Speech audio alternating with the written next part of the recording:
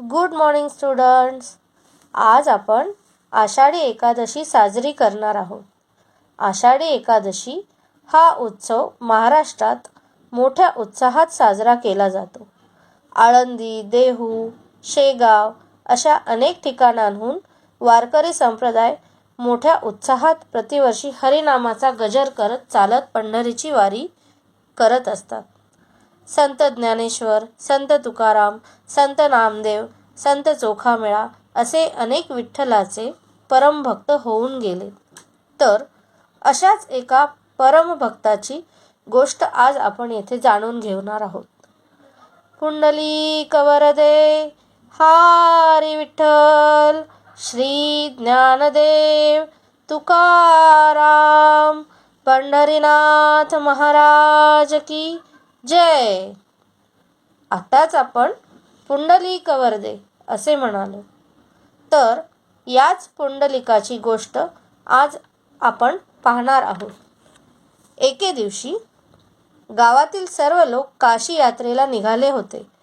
पुंडलिकाच्याही मनात आले की आपणही काशी यात्रा करून थोडे पुण्य मिळवावे. त्यांच्यासोबत तोही काशी यात्रेस निघाला.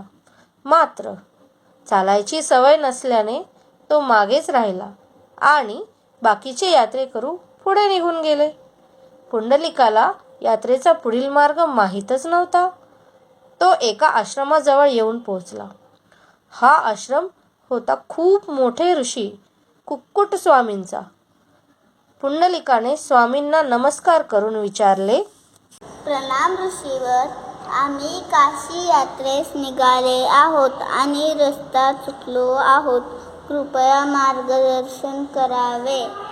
काशी हे ठिकाण मला माहीत नाही, परंतु आश्रय हवा असेल तर एक रात्र तुम्ही राहू शकता. ऋषींचे हे बोलणे ऐकून पुंडलिकाला आश्चर्य वाटते की इतके मोठे ऋषी असून यांना काशी यात्रेबद्दल काहीच माहीत नाही. तरीही त्याने आश्रमात एक रात्र राहायचा निश्चय केला आणि विश्रांती घेऊन पुढील यात्रा करायचे ठरवले. रात्री झोपेत असताना काहीतरी आवाजाने पुंडलिकाला जाग आली आणि उठून पाहतो तर त्याला 3 देवी आश्रमाची साफसफाई करत असताना दिसतात. तो विचारतो, देवी, आपण कोण आणि साफसफाईचं काम का करीत आहात?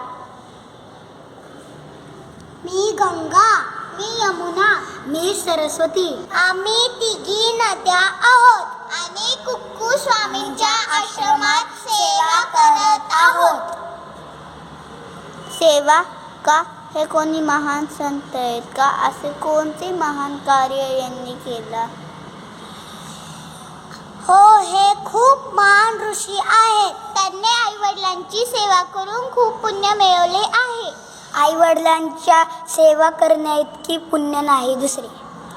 हे ऐकून पुंडलिकाला आपण आपल्या आईवडिलांशी किती वाईट वागलो याची जाणीव होते आणि मग तो ठरवतो की आपणही आपल्या आईवडिलांची सेवा करायची आणि यात्रा मध्येच सोडून तो गावी परत येतो.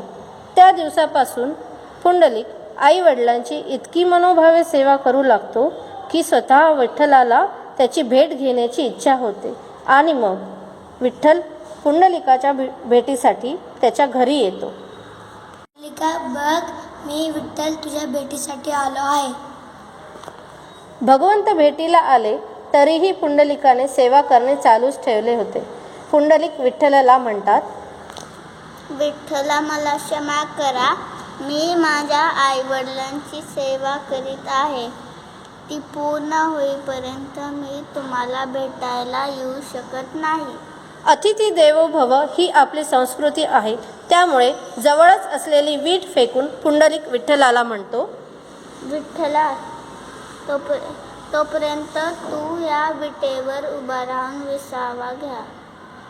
आणि मग काय, भगवंत विठ्ठल आपले दोन्ही कर कटेवर ठेवून त्या विटेवर उभा राहतो आणि पुंडलिकाची वाट पाहतो. क्षमा करा विठ्ठला, तुम्हाला माझी वाट पाहावी लागली. पुंडलिक, मी तुझे मातृपितृ भक्ती पाहून खूप प्रसन्न झालो. मग तुला कोणता वर पाहिजे?